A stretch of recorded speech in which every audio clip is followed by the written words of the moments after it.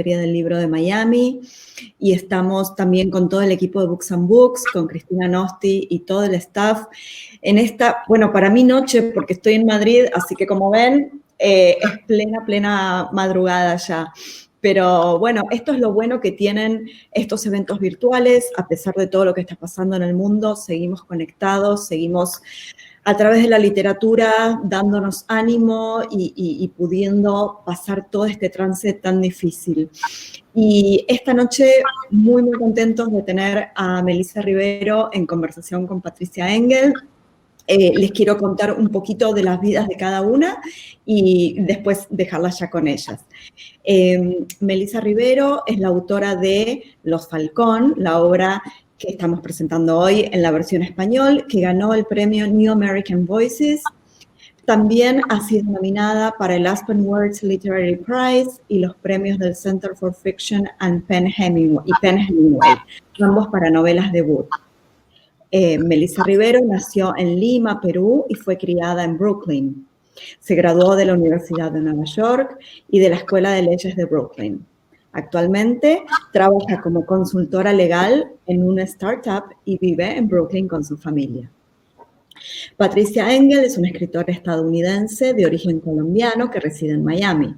Es egresada de la Universidad de Nueva York y de la Universidad de la Florida, en la que obtuvo una maestría en narrativa. Su libro Vida fue finalista del premio PEN Hemingway y en 2017 ganó el premio Biblioteca Narrativa Colombiana. También escribió No es amor, es solo París y Las venas del océano, ambas novelas premiadas.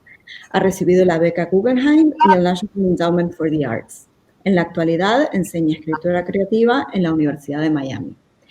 Quiero decirles también que van a poder hacer las preguntas que tengan ganas de que las autoras contesten a través del botón de Ask a Question, que lo tienen ahí abajo en la pantalla. Los libros están disponibles, por supuesto, en Books and Books. Los Falcón también está disponible en su versión en inglés, para el que prefiera leerlo en inglés. Y ahora sí los dejo con Melissa Rivero, quien empezará leyendo de su libro. Muchas gracias. Buenas noches y gracias por estar aquí con nosotras. Voy a leer el primer capítulo o parte del primer capítulo de la novela. El día en que cumplió 12 años, Ana Lucía Cárdenas Ríos mató su primer pollo. Meses antes de su cumpleaños, había despertado con el canto de un gallo que convocaba al sol sobre Santa Clara, su pueblito a orillas de la selva peruana, y con la sábana teñida de sangre. Se encogió en un rincón de la cama, como si esa mancha roja pudiera extender unos tentáculos y pellizcar su piel morena, y luego escondió el calzón ensangrentado bajo su grueso colchón de paja, convencida de que estaba embarazada. Solo que la sangre paró al cabo de un par de días y el presunto niño nunca llegó. Ella se preguntó si no habría sido quizás una advertencia de la Virgencita por ser una fresca y por sucia. El Señor actuaría a través de su propia madre y le castigaría si ella no cambiaba de actitud. Así que, a partir de entonces, dejó de besar a Betty, su vecina de 10 años, una chica con una mancha de nacimiento en el labio y mirada soñolienta, que parecía siempre dispuesta a dar un beso. Incluso dejó de besar a Pepito, pese a que de él se sentía enamorada con mayor certeza. En vez de eso, comenzó a levantarse temprano y a prepararles el desayuno a su madre y su tío. Hasta encendía una vela en el altarcito de su madre para honrar a sus familiares fallecidos. Cada noche se arrodillaba junto a su cama y rezaba porque la sangre no volviera. Pero unas semanas después apareció otra mancha en la sábana y ella tuvo miedo de que eso implicara algo más que una sencilla paliza. ¿Qué pasaría si Dios tenía preparado un castigo peor para ella? Decidió ser sincera y contárselo a su madre. Solo que no recibió ninguna golpiza. En lugar de ello, doña Sara, resuelta a enseñarle a su única hija cómo sobrevivir ahora que ya era mujer, le dijo que cogiera un pollo de uno de los nidos en el gallinero. Un grupito había salido recién del cascarón y la gallina ya no vigilaba sus otros polluelos con tanta vehemencia como antes. Y así Ana escogió uno. No le des un nombre, le advirtió su madre. Tú solo cuida de él de aquí en adelante. Ana alimentó al pollito durante semanas, atiborrándole de maíz, viéndolo picotear los trozos de hierba y levantar tierra con las patas al corretear por la huerta. Su madre, entre tanto, hizo que Ana la observara mientras ella les partía el cuello o cercenaba la cabeza a un ave tras otra. Ana observó atentamente el proceso hasta que lo había en su estómago. Hasta lo que había en su estómago comenzó a subir por su garganta, obligándola a correr al interior de la choza en que vivían. No corras, le gritó su madre. Ya llegará tu turno.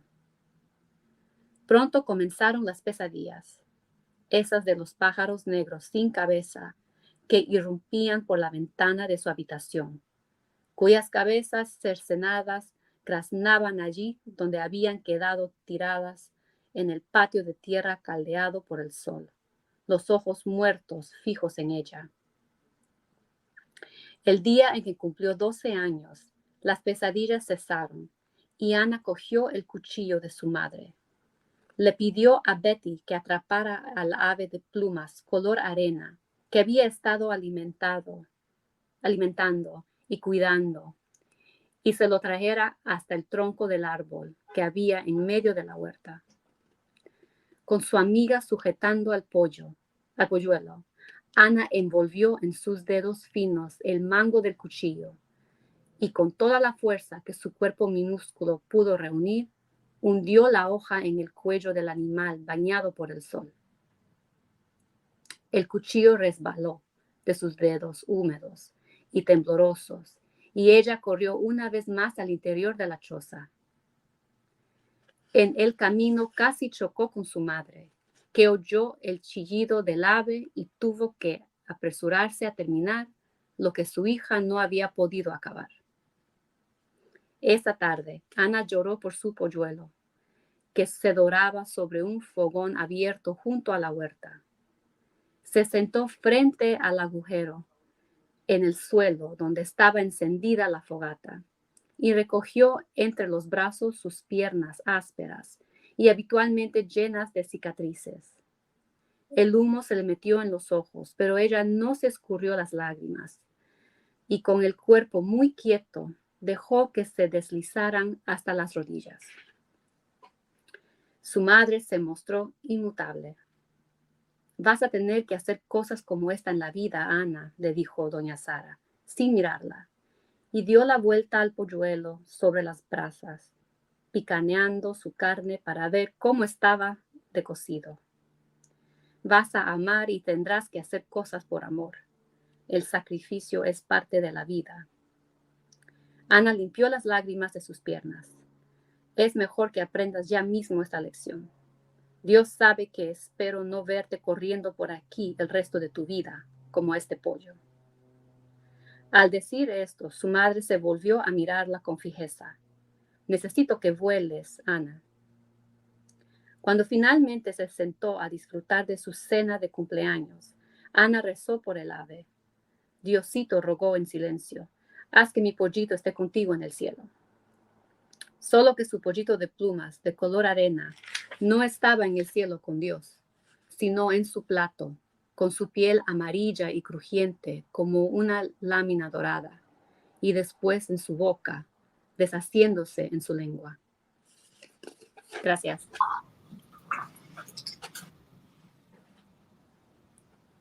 Buenas tardes. Gracias a todos ustedes por acompañarnos en el día de hoy para celebrar esta hermosa novela que tenemos aquí. Melissa, te felicito por esta gran obra. Me encantó Gracias. cuando lo leí en inglés el año pasado y estoy feliz de poder compartir esa edición en español con mis seres queridos. Y bueno, vamos a empezar la charla con unas preguntas que yo preparé y luego lo abrimos a los lectores que nos acompañan esta tarde. Entonces, Melissa, para los que aún no han leído la novela, ¿nos puedes dar una breve resumen de la historia? ¿De qué se trata? Sí, se trata de una mujer indocumentada peruana que se llama Ana, y ella vive aquí en Nueva York con su familia, está casada, tiene un esposo que se llama Lucho y tiene 2 hijitos, su hija Victoria y su hijito Pedro.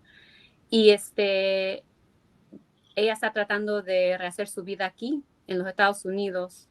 El año es 1994, cuando pasa la historia. Y ella quiere quedarse aquí. La vida es un poco difícil para ella y para su marido, pero su marido quiere regresar a Perú. Así que la vida simplemente, la novela le sigue a ella y a su marido en un corto tiempo, una parte bien pequeña de su vida, bien corta de su vida. Pero ya, es simplemente el struggle que los dos tienen, porque él quiere regresar y ella no quiere. Y Sí. cada uno tiene sus razones por qué. Sí, se trata de la lucha esa, la lucha de los inmigrantes, sobre todo indocumentados. ¿Cómo te llegó la idea para la novela? Y sobre todo el personaje de Ana Falcón, que es tan complicada, muy imperfecta, pero también pues es muy especial, muy única. Mi mamá, cuando ella vino aquí hace muchos años, le pasó algo a ella y yo me acuerdo que ella siempre me contaba de un incidente que le pasó cuando recién nomás habíamos venido de Perú. Y me lo contaba, pero llegó un punto ya de adulta que yo decidí, bueno, ¿cómo hubiese sido ser ella en ese entonces? O sea, ¿cómo yo me hubiese sentido estar en sus zapatos cuando esta cosa le pasó? Y me empecé a imaginar a alguien como ella y empecé a escribir la historia y el personaje que salió de esa historia fue Ana. Y no sé, me pareció una persona muy interesante. Y le empecé a seguir y escribí una escena y de ahí salió otra escena y empecé a ver el mundo de ella y simplemente quería saber más de ella, de sus amistades, de su lucha. Entonces, ¿te inspiraste como de una forma orgánica, natural, o tuviste que hacer investigaciones o salió todo de ti, de tu mente? Bueno, ya, las personas que están en la novela, o sea, Ana, su esposo, todos esos personajes, la verdad es que yo he robado de aquí un poquito de cada persona en mi vida. Mis tías, mis tíos, los amistades de mi mamá y de mi papá. Pero en sí lo que como era Nueva York en 1994, yo tuve que investigar un poco qué es lo que estaba pasando y hice mi research, iba a los sitios, o sea, y me iba a partes de Queens, me iba a partes de Brooklyn, para entender más para tener un poquito más del local y del vecindario, de los vecindarios donde ellos hubiesen vivido. Pero en sí los personajes son una mezcla de todas las personas que están en mi vida. Y ¿nos puedes hablar un poquito de la relación que tiene Ana con su esposo Lucho, que también para mí fue muy interesante ver cómo tú usas ese matrimonio como un escenario para demostrar todas las transgresiones coloniales que uno lleve de un país a otro, de una generación al otro, a la siguiente, y cómo exploraste esa relación, ese matrimonio, como algo pues lleno de amor, pero también con la potencial de conflicto. Sí. Entonces en la novela Lucho es un hombre muy blanquiñoso, y Ana es de la provincia, es más indígena, o sea, no es blanca como su marido. Y yo quería tocar el tema del racismo y de los prejuicios que uno tiene, bueno, en mi comunidad como peruana, pero también que existe, yo creo, en muchas comunidades y países latinoamericanos. Entonces, en el matrimonio de los dos se quieren, pero uno ve las diferencias en términos de que Lucho quiere regresar porque él tiene allá en Perú y en Lima en particular todas las oportunidades que ella no tiene, simplemente por ser mujer y por no tener la misma educación y el mismo color, pues, de su piel que él. La verdad es que yo vi eso viendo a mis padres. También mi esposo es europeo y yo no soy europea, y a veces y él es un inmigrante, y la verdad, viendo cómo él lo mejor que él ha sido tratado en este país que yo, como que me da un poquito de frustración, right? Entonces, eso como que lo puse también en el libro. Para él, la vida de inmigrante de él es muy distinta a la mía. Entonces, esos temas de racismo y de cómo una persona puede navegar el mundo tan diferente simplemente por su gender, por su sexo, por su color, yo quería explorar. Sí, y es muy interesante cómo eso funciona entre los dos en una relación tan íntima. Sí. Bueno, sé que eres abogada. ¿Cómo fue el proceso de poder escribir y terminar una novela? Y también nos puedes contar un poquito de cómo fue el camino para su publicación y encontrar un hogar con un editorial. Ya. So yo empecé, o sea, la primera escena, cuando yo me senté a escribir esa primera escena, era en el año 2011. Ahí nomás que yo fui a Bona. Y bueno, yo empecé con una escena, escribí otra escena, pero la verdad es que no fue hasta que yo tuve a mis hijos que yo dije, ok, bueno, ahora yo tengo que tomar esto en serio, porque ya no tenía tiempo de hacer todas las otras cosas que me gustaba hacer. Right? Like, no podía bailar, like, no podía estar andando con mis amistades, porque tenía que estar ahí para cuidar a mi hijo. Entonces yo dije, bueno, si yo quiero tomar esto de la escritura en serio, entonces tengo que como que cortar las cosas de mi vida que en sí no me sirven para eso. Y después tuve a mi segundo hijo. Y cuando tuve al segundo, me dieron un fellowship en el Center for Fiction aquí en Nueva York. Y yo me acuerdo, creo que era un mes después que lo tuve, me llamaron para decirme que había recibido el fellowship. Y fui a la cena con mi hijo de un mes y le tuve que dar de lactar porque, tenía que comer. Pero ahí fue cuando ya empecé a tomar la escritura en serio. La novela más en serio, y ahí parte del fellowship también es que te conectan con una editora, con un freelance editor, y ella fue la que me dijo, mira, yo te puedo ver un manuscript o darte consejos con el manuscript o whatever, pero tú tienes que tener algo para que yo vea. Y yo para ese entonces solamente había escrito unas cuantas escenas por acá y por allá, pero no tenía un manuscript. Entonces, como estaba con mi hijo en casa, decidí, bueno, entonces ahora es el momento para yo poder en sí tomar esto en serio y terminar este libro. Y así fue que tuve que hacerlo. Yo trabajaba también, entonces yo iba los niños dormían, right? Llegaba a la casa, los niños se dormían.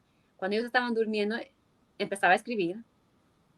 I would print, o sea, imprimir las páginas que yo había escrito, los llevaba al trabajo el día siguiente, y mientras yo sacaba leche, empezaba a editar las páginas en el closet que había ahí en el trabajo. Y después en la noche venía y hacía mis cambios. Entonces hice eso por un año, habrá sido. Y creo que le di a mi agent, bueno, mi agent me encontró por el fellowship del Center for Fiction. Así me conecté así con ella. Ella creo que salió con el libro en junio. Espérate, ¿qué año estamos? En junio de 2017. Bueno, empezaste en el 2011. Empecé en el 2011, el fellowship me lo recibí en 2015, entonces tenía Yo creo que, oh my God, me está perdiendo. Creo que lo terminé porque ahí nació mi hijo. Terminé el manuscript, o sea, mi agent lo mandó en el año 2018, 17. Ujú. Y lo mandó como a cinco personas nada más, pero la verdad es que no había ningún bite, lo que se llama, right? Ujú. Entonces, entonces ella me dijo, ¿sabes qué? ¿Por qué no coges el segundo capítulo y lo pones más adelante? O sea, porque quizás es más fácil a las al reader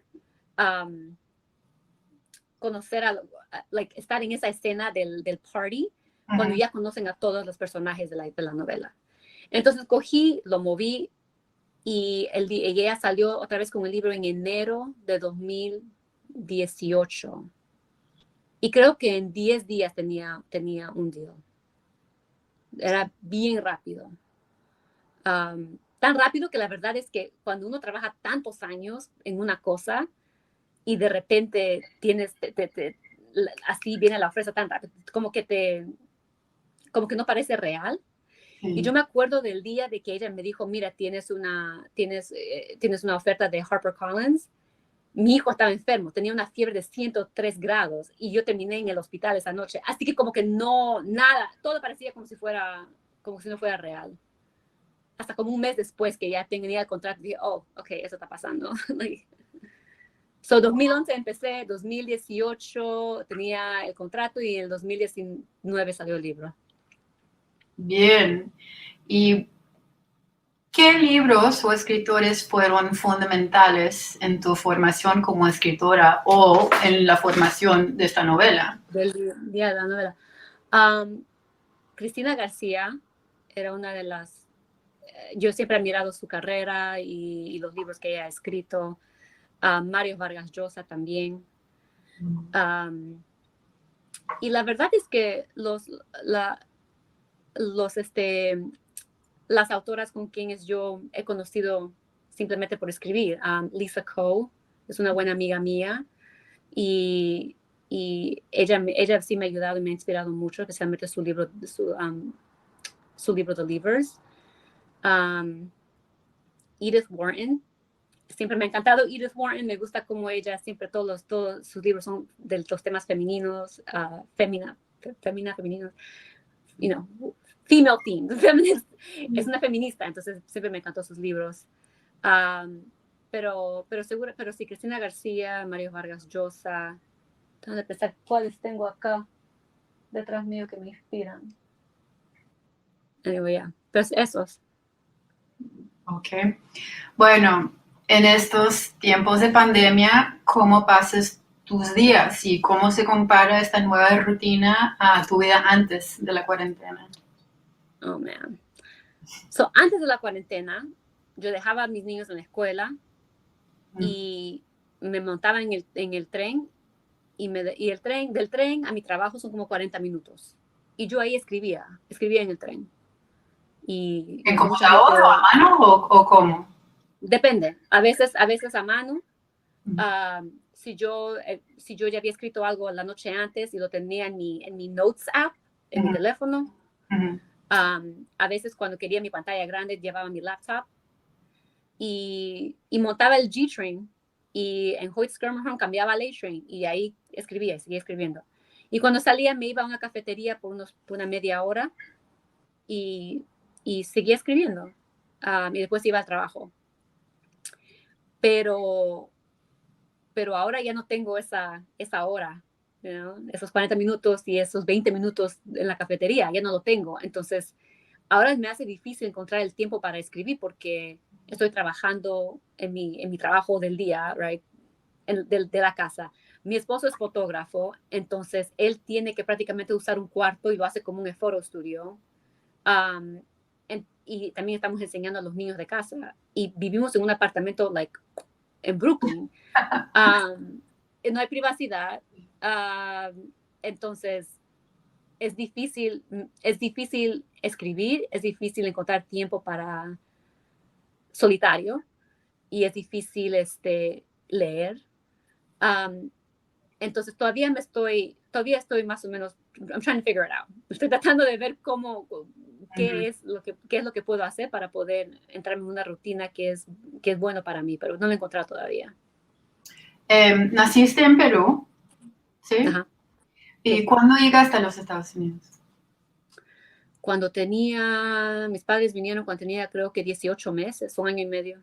Ah, chiquitica. Entonces, y ahora mantienes como un vínculo fuerte, una conexión con Perú, tienes familiares allá. ¿Cómo es tu relación con Perú hoy en día? Sí, entonces, mi mamá tiene como, ¿cuántos son? 13 hermanos, creo. Entonces, 3 de mis tías están aquí, y la mayoría todavía está en Perú. Así que la mayoría de mis familiares todavía está allá. La última vez que fui a Perú era en el 2009 y yo quería ir este año, ya que mis hijos están un poquito más grandes y bueno, no quería llevarles cuando eran tan pequeños porque está bien si vamos a Lima, pero me gustaría ir también a Pucallpa, de donde es mi mamá. Pero ya pues, nada que ver. Hay que esperar no sé cuánto tiempo más para poder ir. Fronteras cerradas, Sí. ¿no? Sí. Uh-huh. Bueno, ¿y hay una comunidad peruana grande en Brooklyn o en Nueva York? Bueno, ya, yo creo que sí. O sea, los amistades de mi mamá, la mayoría son peruanos. Y yo me acuerdo cuando era pequeña, ella siempre tenía fiestas en nuestro apartamento. Así que todos venían a nuestro apartamento a parrandear y los domingos íbamos al parque a ver fútbol. Y todavía lo hacemos. Bueno, no ahora, pero hasta el año pasado todavía lo hacíamos. Ahí Pero es vemos una un comunidad. comentario que te están viendo desde Perú.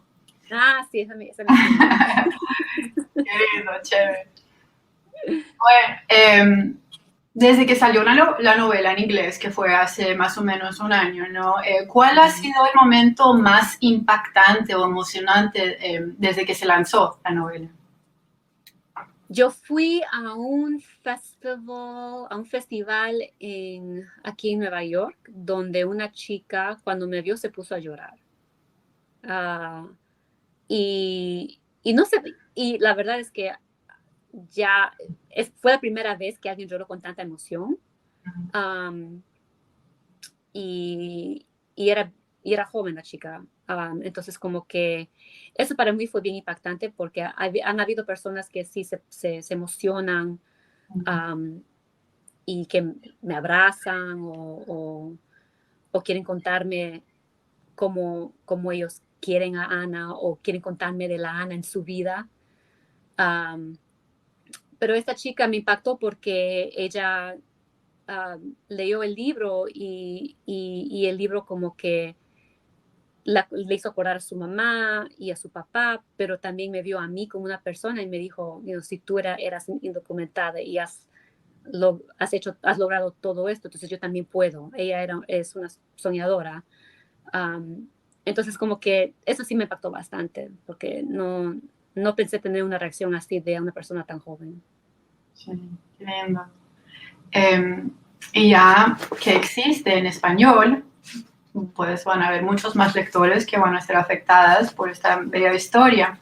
Hablando de la traducción, trabajaste en la traducción, trabajaste pues en decisiones que tienen que ver con lenguaje, cosas así. Sí, leí la traducción unas cuantas veces, creo que 2 veces la leí. Y la primera vez yo me acuerdo que mi comentario era, hey, todo está bueno, pero les hago recordar que estos personajes son peruanos y en Perú no usamos vale. Por favor, corten el vale. Cositas así. Sí, eso me ha pasado también. Bueno, y ahora que lo tienes en español, ¿tus familiares lo han leído o lo leyeron en inglés? Creo que mi mamá sí lo está leyendo. Prefiero que no lo lea, pero whatever, está bien que lo lea.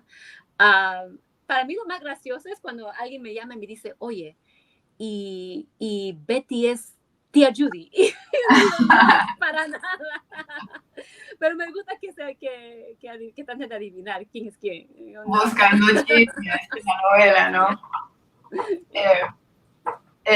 Bueno, ya que se publicó tu primer novela, ¿qué consejos tienes para los que luchan durante el proceso de escribir y que sueñan con publicar una novela? Oh, man. Si de verdad uno está en serio de que quiere escribir, del proyecto, sea una novela o sea una colección de short stories o whatever, lo que sea, hay que tener un amor y una dedicación a eso. O sea, y cada situación es diferente, ¿verdad? Yo tengo hijos, así que también tengo que tratar de balancear mi vida, right? Y les tengo a ellos, les tengo mi trabajo, pero la verdad es que no tengo vida fuera de eso. O sea, uno tiene que concentrarse y poner el esfuerzo en tratar de terminar. Y eso es lo más importante. Para mí eso fue lo más importante, terminar.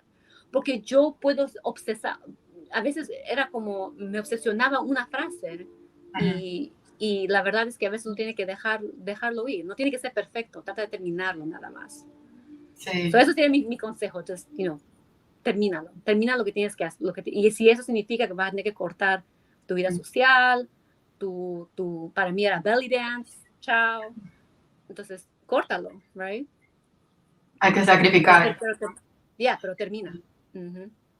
¿Y en qué estás trabajando ahora? Con el poco tiempo que te queda para escribir, ¿ahora tienes algún proyecto en mente para el segundo libro? Sí, tengo ya algo como, casi completo, y cuando lo termino voy a tener el primer draft, right? Y son dos personajes ahí como que me mantienen interesada. Y trato de hacer poquito, si puedo escribir 500 palabras al día, para mí eso es un logro. Thank God. Pero trato de hacerlo poco a poco y una vez no se da cuenta, un poquito todos los días y al final tienes algo, una novela, Bueno, ¿y nos puedes contar un poquito de qué se trata, el sujeto o de la historia? ¿En qué está? Se trata de una hija y su madre y cómo tratan de navegar sus vidas después del fallecimiento del papá. Okay. Bueno, en fin, ya vamos a tomar preguntas del público, pero ¿hay algún escritor o libro que hayas descubierto durante la cuarentena que nos puedes recomendar? Bueno, estoy leyendo Never Look Back de Lilian Rivera, que me encanta, pero ese libro no sale hasta septiembre, creo. Okay. Y también acabo de empezar Cantoras de Carolina de Robertis, que es espectacular. Sí. Okay. Bueno, un gusto hablar contigo y ya a Mariela con las preguntas de los lectores. Bueno, muchas gracias, chicas, súper interesante. Les voy a leer algunas preguntas en el orden en que la gente las hizo, ¿sí?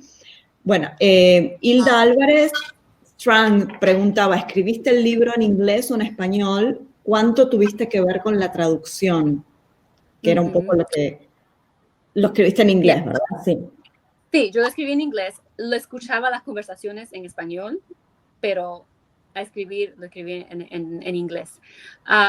Y como creo que había comentado antes, leí la traducción 2 veces y, o sea, les di unos cuantos consejos de cómo uno, sobre la traducción, pero otra persona hizo la traducción, yo no la hice. Bien, ¿qué tenemos aquí? Alguien que no dice el nombre dice, now as an adult, do you prefer to read in English or Spanish? Oh, en inglés. English. En inglés, right? Yeah. Es el lenguaje que domino. So. ¿Lees en español at all o...? No. No. No. ¿Qué haces? Dice Gabriela Cueto, ¿qué haces cuando no tienes deseos de escribir o lo que estás escribiendo no te gusta? Oh, yes. ¿Cómo te incentivas?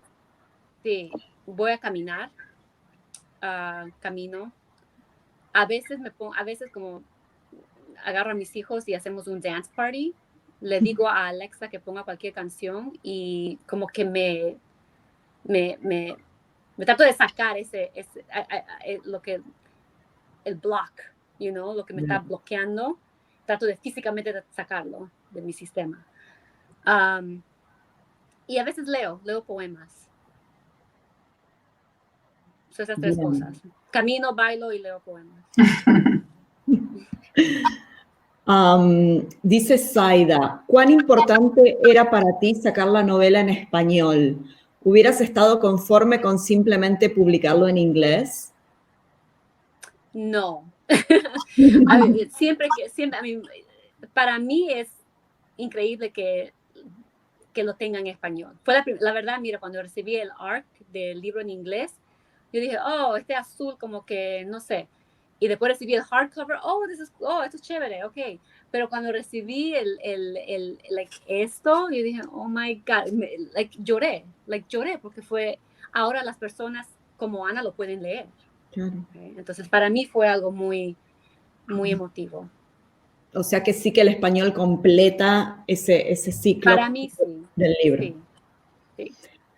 A ver, ¿qué más tenemos por aquí? ¿Cuánto de tu vida personal se encuentra en la novela? Repregunta Zaida ahora también.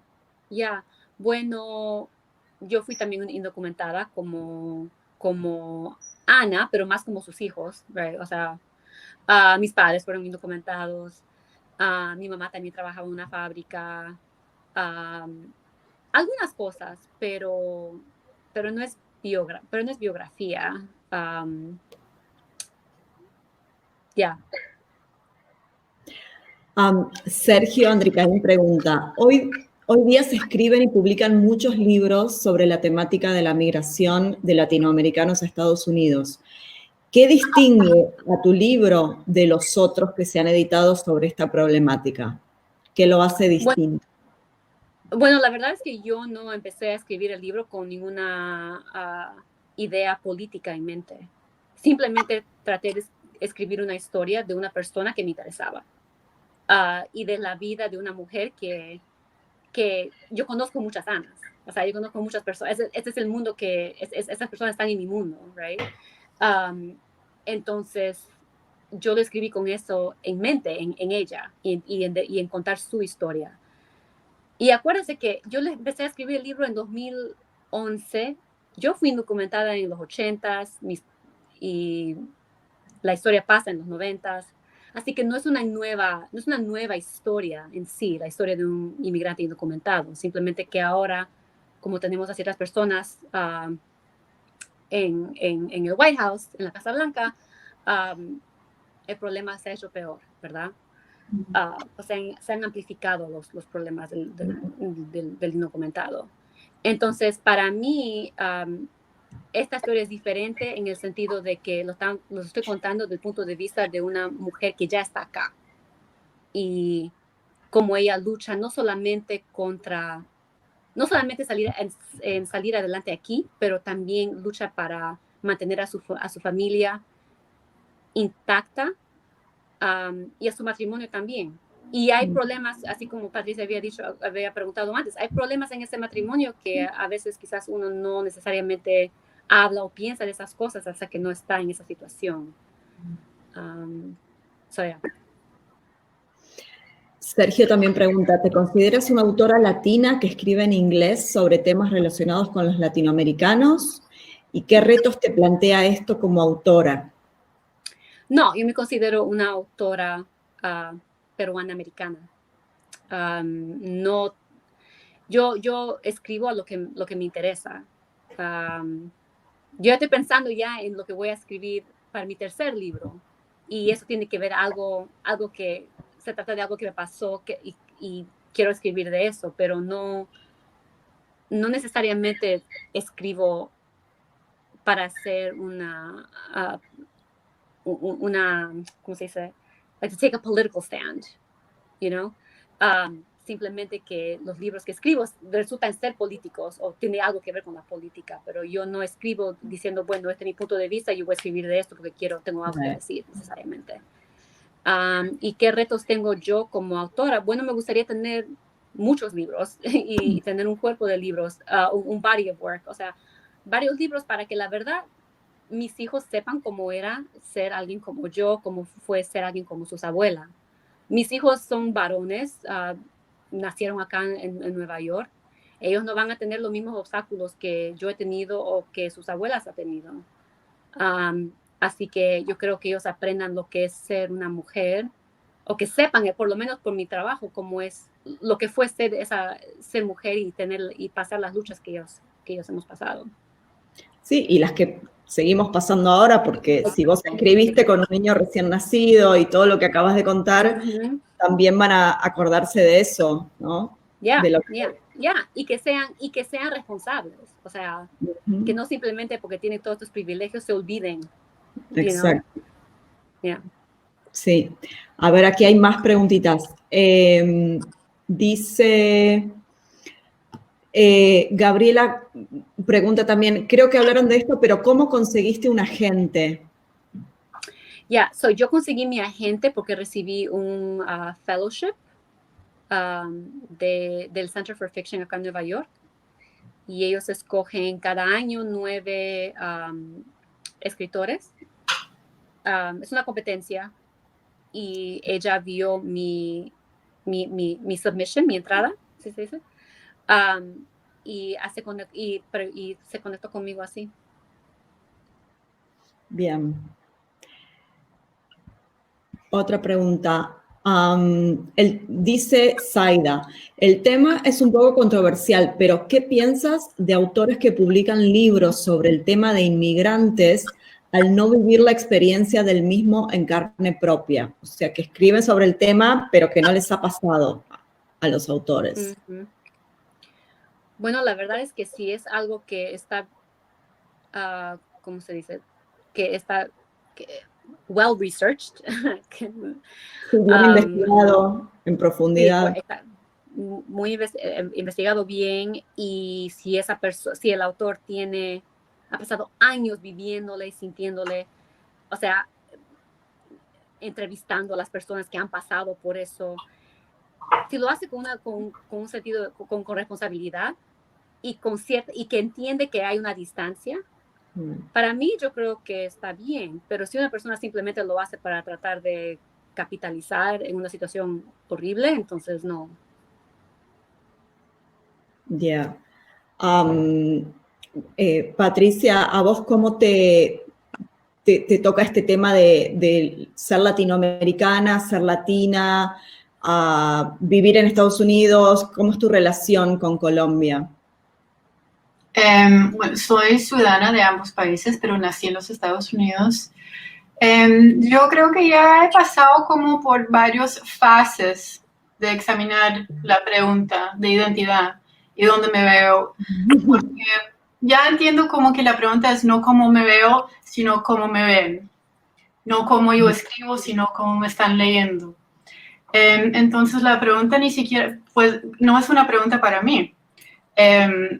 Los lectores son los que deciden qué es mi libro para ellos. Por ejemplo, hay gente americana que lee mis libros y pues lo leen ven a una chica americana que tiene algo en común con ellos. Y también hay una generación completa de gente como Melissa y yo, que vienen de origen latinoamericano, pero que han vivido desde su niñez en los Estados Unidos, pero también que mantienen un vínculo fuerte con el país que sus papás dejaron allá.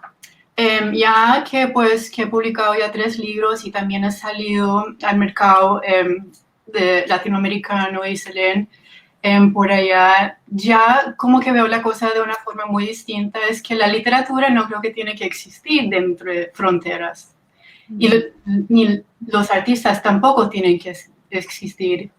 Pues como estoy escribiendo con mi pasaporte aquí, mi carta de identidad, mi cédula aquí, me tengo que identificar como artista para poder tocar la vida de un lector.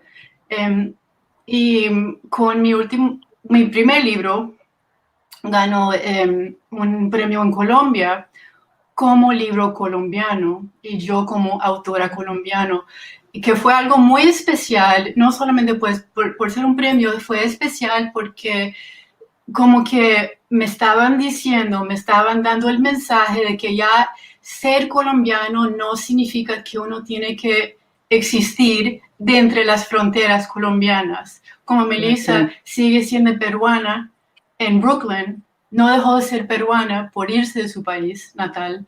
Entonces ya la literatura se ha convertido en algo distinto. La literatura pues es algo global que pertenece a todo el mundo y no tiene que existir de una forma contenido por fronteras como siempre nos están imponiendo de todas las formas, como ciudadanos de un país o el otro.